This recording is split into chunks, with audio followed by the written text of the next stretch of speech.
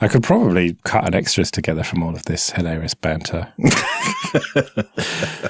No, you can't because I haven't started recording yet. What? Really? User error 74. I'm Joe. I'm Alan. And I'm Dan. And we're back. And we've got a couple of new shows on the network have started this week. One of them, linuxheadlines.show, which, as the name suggests, is a Linux headlines show. And it is under 3 minutes and the important Linux and open source headlines of the day, 5 days a week. So check it out, linuxheadlines.show. And also self-hosted.show, which is every couple of weeks, Chris and Alex, who you may know from Linux Unplugged, talking about self-hosting all the things and not relying on the cloud, not necessarily anti-cloud, but, you know, trying to host things yourself. So yeah, check that one out, self-hosted.show. And the day after this is released will be our 1 year anniversary doing this, chaps. So well done. Oh, wow. Ooh, that was fast. Yes, on September 14th. It goes by so fast. Yeah, that's surprising, actually. Yeah. So there we go. All right, well, we've got another hashtag Ask Error special. I mean, at this point, are they special anymore? I mean, every episode's special, isn't it? Especially with you two. But yeah, we've got a bunch of Ask Error questions. So the first one, how do you deal with splitting up money with friends after a group trip or dinner or, you know, going out somewhere? So I think that for the most part, for dinners, they'll split the check up like there, right? So I don't know when's the last time I've had to like do something where one person had to pay and then we figure, like, usually they bring out split checks. Is that something that happens to you frequently? No.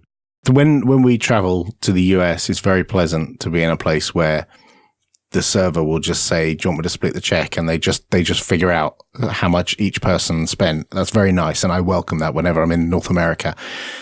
But that never happens here, even to the point where we've asked someone to split a check and they've said, no, I'm not doing that. You'll just pay what's on there. Figure it out yourself. And we stood up to walk out and refused to pay unless he split the check. And then he was like, all right, I'll do it. But no, over here, that's not a thing. You do it yourself. Wow, that's surprising. Yeah, you generally just divide the total by the number of people and pay. And then if someone's had a skin full of booze and you've only had water, it sucks. Well, I think it depends who you go out with. Like, I went out for curry with all the dancing dads. Get that picture in your head. And there was a couple of people who were driving and a couple of us had way more beer. Like, I mean, it wasn't like tons, but it was a couple more beers. And so we just, like, a couple of people chuck an extra $5 in or something, or chuck, you know, rebalance it slightly, or we just, when there's some coins in change, we throw them at the people who didn't have beer. And that, if you're all a bunch of friends and nobody is a stress monkey who sits there and manages every penny, then it's okay. But if you have someone in the room who is like, no, I had this and this and this, and I'm going to pay exactly that amount and no tip, then it gets awkward. But I don't tend to go out with people like that very often, so I don't experience that much. I generally don't eat in large parties, so it doesn't really come up that much, but it was very nice in America to just be able to pay for my own stuff. But otherwise, I think I just swallow it and just don't worry about it. Like, well, that's why I don't do it very often, I think, because it does annoy me. But usually once I've had a nice meal and a couple of ciders in my case, I just go, whatever. Yeah, in the past, I've paid for everyone because I can't be bothered with everyone splitting the bill. And I've just gone, screw it, I'll get it. I remember doing that at a restaurant at FOSS a few years ago. And I was like, I want to leave the restaurant now and I want to go and have some beer somewhere. And I don't want to sit here and watch you lot get a calculator out and tot up how much you paid. So I just put my credit card down and said, fuck it, I'll pay. And yeah, that means that I'm out and a few other people in the room are like, yay, I got away with that. But I just can't be bothered. And I'm not particularly tight. I'm not super generous, but I'm not especially tight. And yeah, more fool me, but I can't be doing it with that Barney after a meal where people start arguing down to the penny of how much they've had. I hate that. It really spoils the evening for me. Yeah, I agree. That's never any fun. Do you guys ever use like Venmo or Apple Cash or any of those? No, because my friends are all fuckwits who can't operate a smartphone. Yeah, I think if there's any situation where we're not able to split checks, that a significant number of the people that I know have iPhones, so we could just instant Apple Cash transfer, whatever, pretty easily. Or I've had friends who have done the Facebook Messenger transfer thing, or like there's so many different services for this. Somebody has one of them, At work, it's nice when we travel. If we're going out for a meal and someone in the room has a company credit card, and everyone needs to claim their expenses, but if one person has the credit card, they pay for it and then just take a photo of everyone in the room at the table. So when they claim it, they put all the names of the people in so that those people don't like double claim by accident or on purpose, which works out quite nicely because then it just takes the stress away. So long as it's under the, the amount you're allowed per meal or per day or whatever, that works out quite nice.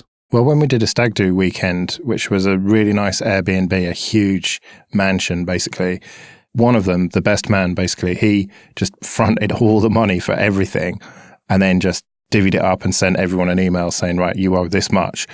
And I promptly paid. But then a few people were real stragglers, and that was really annoying. So it would have been better if you could have done it up front. I suppose more and more apps are giving you that option now, but it just is an awkward thing sometimes. And that's why I generally just stay at home and avoid social situations. That's the best solution. What's the best way to organise the finances for a FOSS project? Non-profit, for-profit company, public interest company? Dan, you've got more experience than all of us. What do you reckon? So when we looked into this originally, we thought, oh, well, obviously we should do a nonprofit, right? Like that makes sense. And I think a lot of people assume that like it's easy to do that. But at least in the States, you actually have to jump through a lot of hoops to apply to become a nonprofit.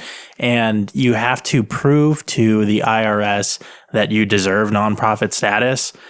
And so our friends at Yorba were applying for nonprofit status for like 7 or more years, and then finally received a response from the IRS that they were denied because just being an open source software organization doesn't actually qualify for nonprofit status. And they had no compelling evidence to prove that what they were doing was in the interest of the public good. So it's kind of difficult here to be a nonprofit. So originally we opted for an LLC, which is easy to set up, and that worked really good just starting out. But as we're growing, it becomes a little more difficult because an LLC is kind of tied to your person and it's like part of your personal taxes.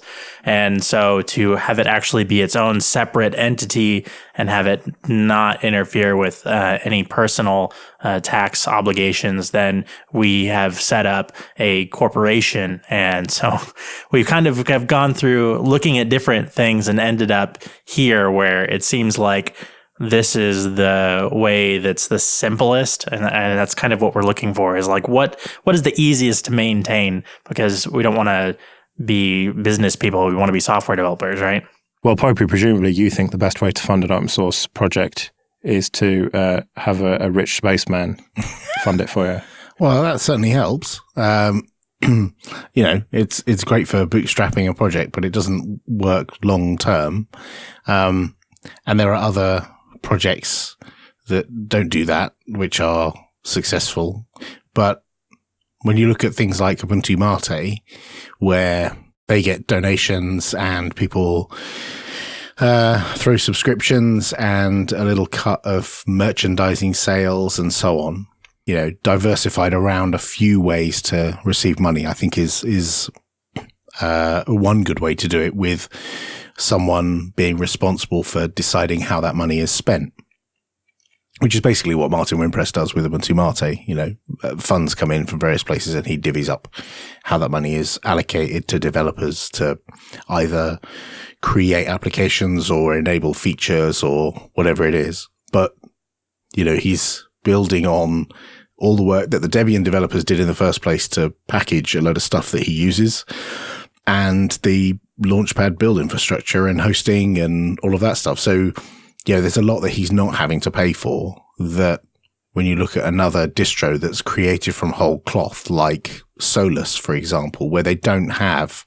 a sugar daddy and they don't have an upstream distro where, somebody else is building the packages, then it relies on things like Patreon and so on. So I'm not sure what necessarily the best way to do it, but for all of these different distros, they all seem to survive.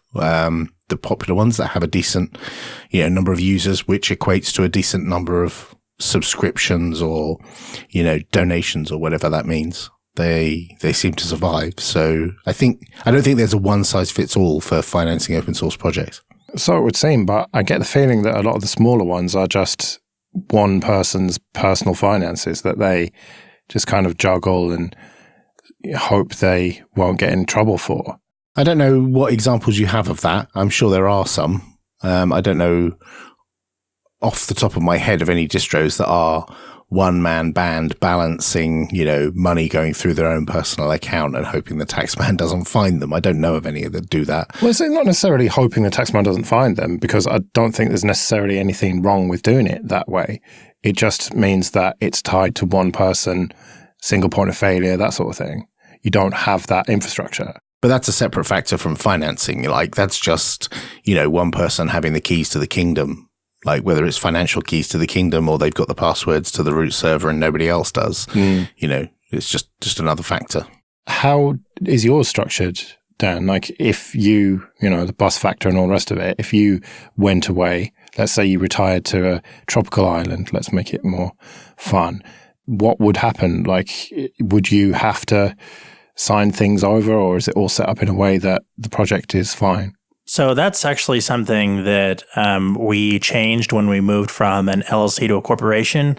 Is as an LLC, it was a sole proprietorship, and now as a corporation, we did it through Stripe's Atlas project, and they actually have you set up like shares and stuff, and they have all kinds of prefab documents, and so you just kind of like sign up. So the way we have it set up right now, that we actually have multiple stakeholders.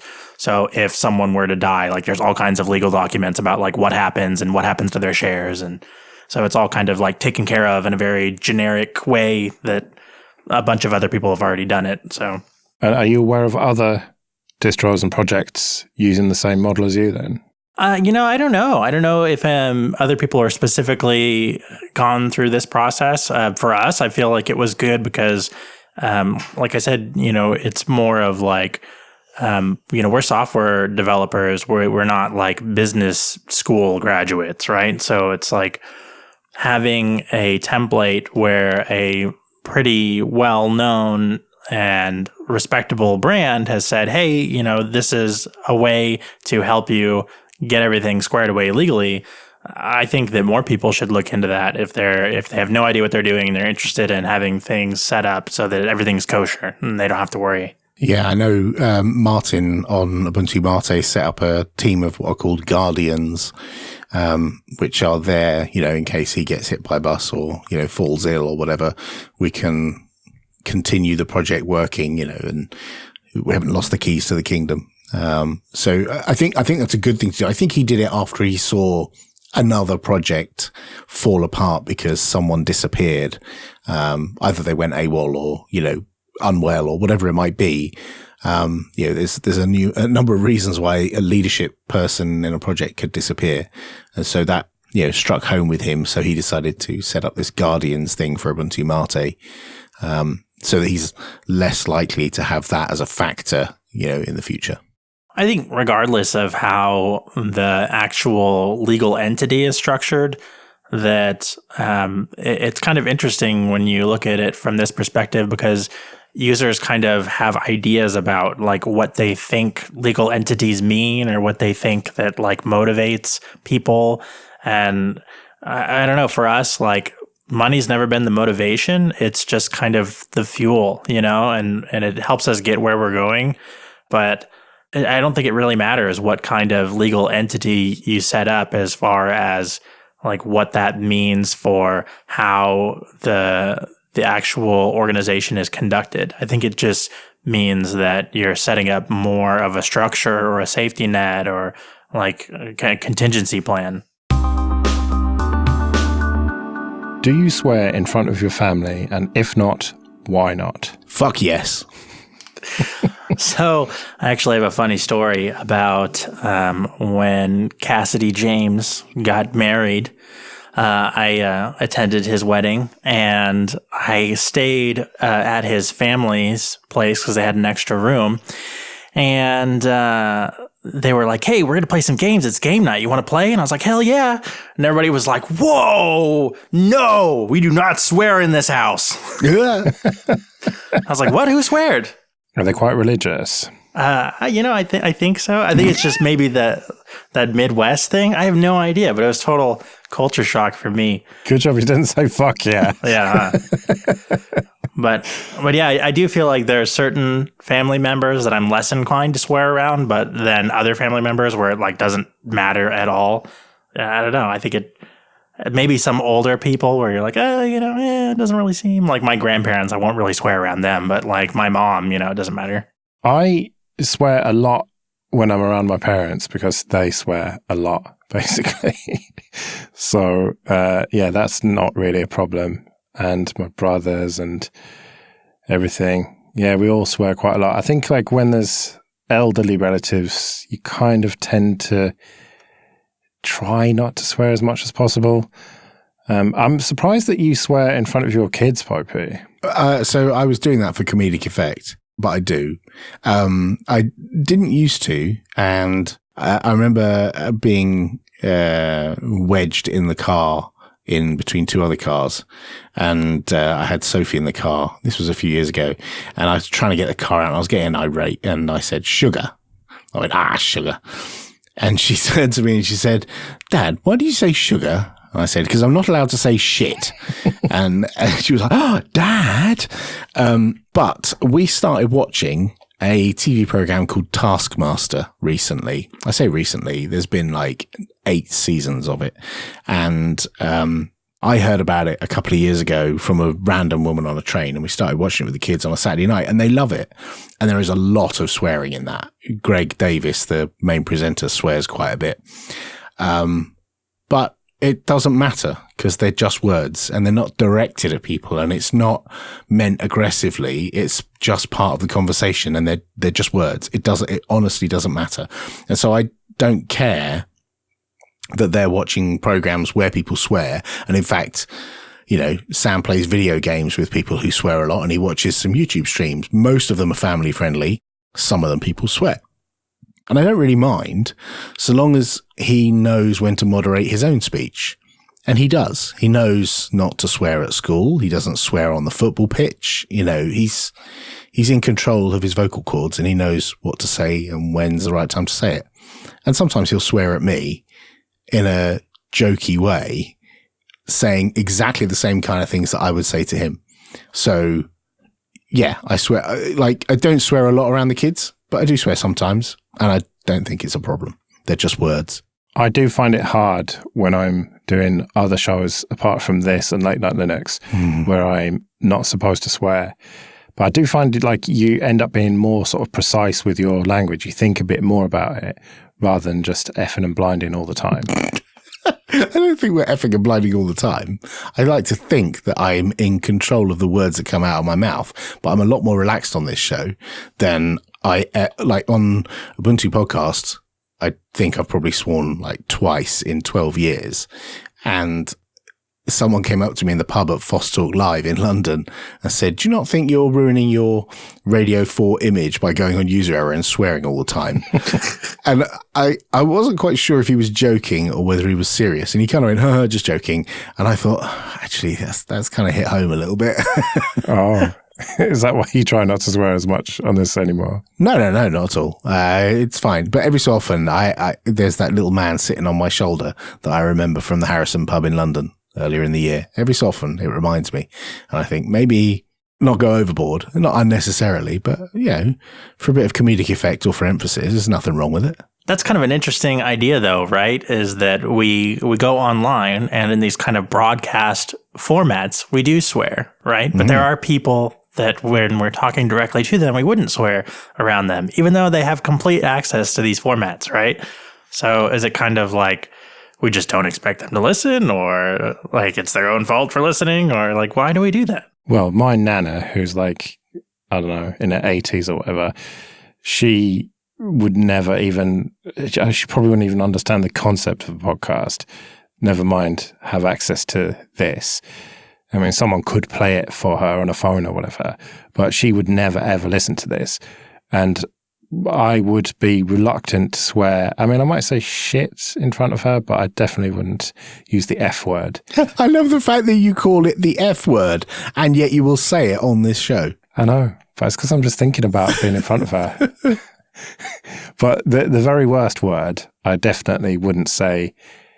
I try not to say in polite company unless it's like deliberately to shock Americans, because you lot, like, it's even worse over there than it is here.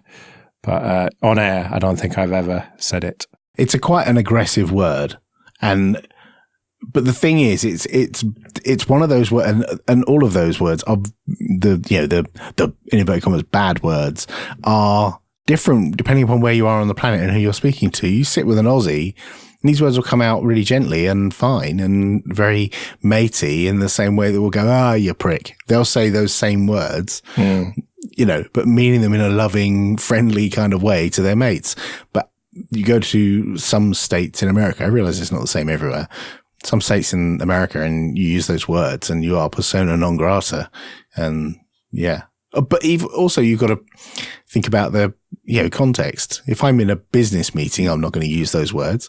I was in one just today and we did use those words because I knew the person and we were both swearing all the way through the meeting. Even though it was a professional, I'm representing Canonical, they're representing their company, and we were having a hangout. I've known them for 15 years or 10 years. And so it's fine. It doesn't matter. But if I'm at, a company where I don't know the boundaries and I don't know the people, then it's very different. Well, yeah, it's like if I have meetings that are outside of my team, then I keep it strictly professional. But then when we have our meeting every Monday, I think I swear a lot more than anyone else, but that's because it's Monday morning. Well, you say morning. Yeah, 5 p.m. That's 9 a.m. Seattle time. Come on, that's first thing in the morning, man. Would you ride in an automated car that has no human input or override? Yeah, totally. Absolutely. Especially if I can force everyone else to do it too. My answer is yes, but it depends where. If it was at speed on the motorway, I might be a bit reluctant. If it was around London, where it's physically impossible to drive more than 30 miles an hour, then I'd be much happier to do it, I think. The highway is like the safest place for a robot to drive. It's the easiest. They just do nothing and stay in between lanes and go the same speed the whole time. There's no pedestrians. There's no animals. Yeah, but driving at that speed, I don't know. That is very dangerous if anything goes wrong with it. Well, yeah, but the reaction time is so much faster than you could ever understand what's going on. That's like probably the most gain scenario that there is. Maybe you've convinced me, but there's just something about it. I mean, I do understand the reluctance for people to get in automated cars because your instinct tells you that you're going to be safer if you're driving, even though that is clearly not the case. Because we've got self-driving cars that are doing thousands and thousands of hours and getting into the odd scrape. And I think one person died once. And, relative to normal cars that are driven by humans who are fallible, they are incredibly safe. But there's just that instinct in you. I feel like the next Mothers Against Drunk Driving is going to be like Mothers Against Humans Driving. And there's going to be this whole organization with lots of legislative power that's going to be like, no, people driving is really dangerous. They're going to come to your school and give you a big presentation. Billy drove a car and all of his friends are dead now. Probably. But that's surely a long way off still. So I've been in a fully automated car that has no human input or override, and it was a pod that took me from a car park to the airport at Heathrow Airport. Have you ever been in those? No, I didn't know you could do that. So you park up at a certain specific car park, and then you just walk up to these little pods, and you press a button and the door opens. I think you could fit a maximum of 4 people in. You climb in and then it just reverses out of the bay and then drives off to the airport. But it's on a like an elevated track. So it's not on the road as such. And it is an automated driven vehicle. And there are also similar vehicles there was a Tom Scott video about a university in the States where they have them that go all across the campus, across the city, because it's such a huge spread out campus.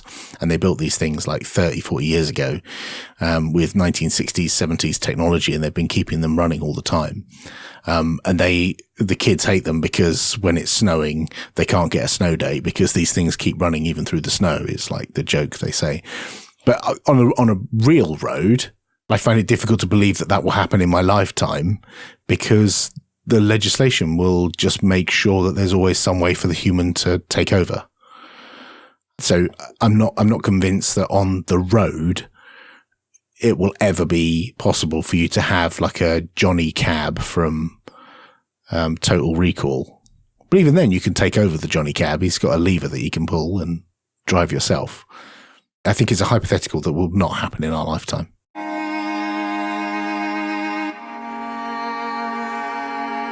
What do you do to feel better when you feel upset?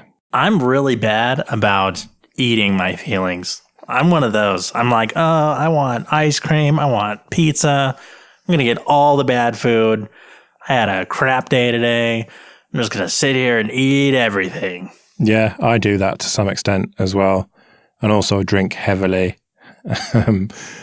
But mostly, I don't want to sound like a broken record, but it's my guitars, man. They're my CBT. Either playing my guitars, and sometimes it's not even playing like songs or riffs or whatever. It can just be just holding the guitar and just playing a couple of notes, just maybe while I'm watching Newsnight or whatever, and just the feeling of having that guitar in my hands. I don't know, it is relaxing and kind of calms me down and makes me less upset. And then if that doesn't work, then I just go on eBay and Gumtree looking at new guitars to possibly buy, and I find that generally cheers me up. Yeah, I guess I'll join the beer and food club. A good pizza and a beer or red wine will help. But I like shooting people in the face in video games. I thoroughly enjoy creeping up behind someone and stabbing them in the back, or getting a sniper rifle and standing on top of it. I used to play Grand Theft Auto, and I wouldn't actually play the game. I would just add all the cheats, get myself all the weapons, stand up on top of a building and shoot the shit out of everyone I could see.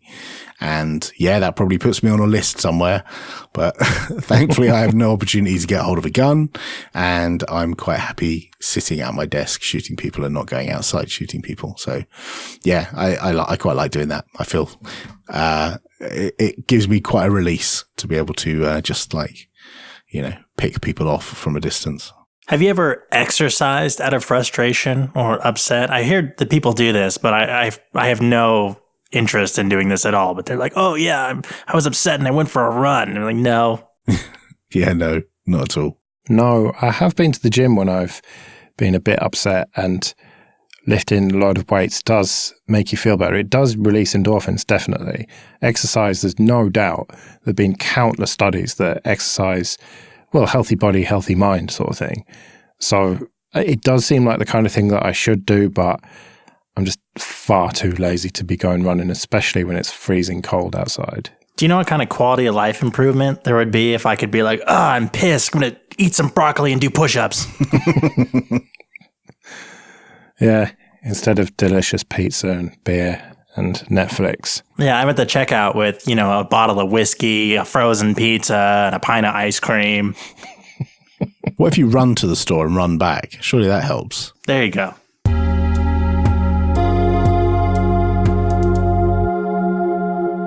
Would you rather always be 10 minutes late or 20 minutes early? I think that entirely depends on if everyone else that I'm meeting has the same problem. Are they also going to be 10 minutes late or 20 minutes early? Or am I going to get matched up being 20 minutes early with someone who's always 10 minutes late, so I lose half an hour of my life? Or am I going to get matched up if I say I want to be like 10 minutes late, I'm going to get matched up with someone who's 20 minutes early all the time, and they're going to get angry with me. No, you're going to be just living in the real world where it's unpredictable. Then I would be 20 minutes early and have a snooze. I have a certain group of friends that is predictably like a half hour late. And so I know with them that despite everything in me being like, oh, you got to be on time, then I'm like, no, just, my on time is way later. And so I'll shoot for when I think that they're going to show up. But I think for the most part, for everything else, I'd much rather be early anywhere. And yeah, I'll go have a coffee or something if I'm too early to a location. I'll figure it out. I can entertain myself for a few minutes, but I'd much rather be early than be the person that everybody's waiting on. Yeah. Yeah, same. I'd rather be 20 minutes early because there's almost always stuff I can be doing, catching up on the news and reading. There's just always something I can do. So for me, it would actually be handy to have those 20 minutes where I've got nothing else to do but work or whatever. But I have a friend who is always late. We go out drinking and she is just always late, just without fail. And I've explained to her, just leave a bit early. Or, if we're going to be planning to meet up at 8:00, then aim to get there at 7:30. And if you get there at 7:30, then you can just relax or whatever. She's like, oh no, I just can't bear the thought of sitting around being early. And so she ends up getting there at 8:30 instead. And so I'm just sitting around like a mug, thankfully with always stuff to do. But sometimes we've ended up missing bands because we go and see a lot of bands together. I'll just get there to see a certain band who's supporting or whatever earlier on in the bill, and she's not there. And then I'll go in, watch the band and come out, and then there she is. And it just can be incredibly frustrating. So yeah, there's no doubt in my mind. And well, I had a recent experience flying to America where I was somewhat late. Well, later than planned. I like to get there 2 hours before the flight to give me plenty of time. And I was already about half an hour behind schedule. And then I had, an unexpected call of nature, shall we say, which put me back a little bit more. And then I had to proper run to the gate. And I was all sweating and, oh no, I'm panicking. I had to get on the train thing to get there. And then I ran to the gate and then there was a queue that must have been about 20 minutes. And so I'm just there huffing and puffing, sweating like a bastard in the queue.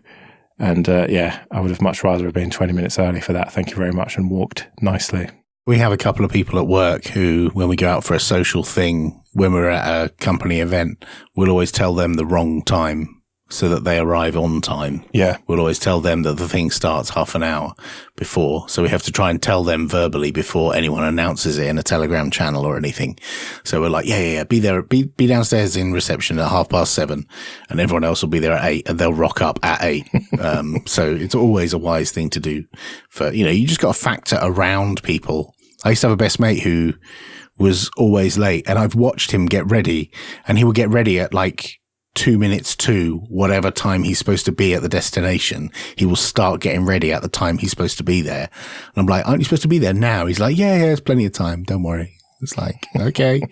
When Karen and I first started dating, she was really bad about being late places, and she's starting to get better. But I've noticed that she does this thing where when she gets up earlier, because she's like, oh, I was rushed last time and I'll get up earlier so that way I won't be late.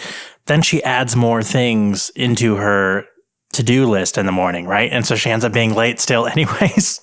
And I wonder if that's a regular phenomenon with people that are late, that if they start getting ready earlier, they're like, look, I have loads of time. And then they start doing more things and then end up being late again anyway. I don't know. I've never been that kind of person, but I just wonder, like, why is it that people who struggle with that don't just start earlier? Because that seems like a simple solution, but maybe it's a more complicated mental problem. I think my worst experience of someone being late was my mum and dad split up when I was young, and I didn't see my dad much after I was about 14. And then I got back in touch with him like 10 years later, and I happened to be in Manchester or somewhere, and he was in the area. I said, let's meet up. And he said, okay, I'm going to be staying at this, I'll go to a conference at this hotel. I'll meet you in the bar. And I got there like half an hour early. We were supposed to meet at 8 and I got there at 7:30 and I sat in the bar and I got a newspaper and I got a beer and I'm sat there and it gets to like 5 to 8 and I thought, oh, he's normally quite early. But then, I haven't seen him for 10 years and maybe I just like misremembered that my dad was always late and, I'll cut him some slack. And it got to like 8:10 and I was like, well, clearly he doesn't want to see me. And it got like 8:30 and I was thinking, this bastard said he wanted to meet me and he's not even bloody turned up on time. I've been here for an hour and I've had a couple of pints. I'm really pissed off. And then my phone rang and it was him and he was like, where are you then? And I was like, well, I'm in the bar. And he said, yeah, so am I. And we were like opposite ends of the same bar, just sat seething because we were both angry and we'd both been there for an hour. We both got there half an hour early, but we were just like too stupid to go and look around. Yeah. Idiot.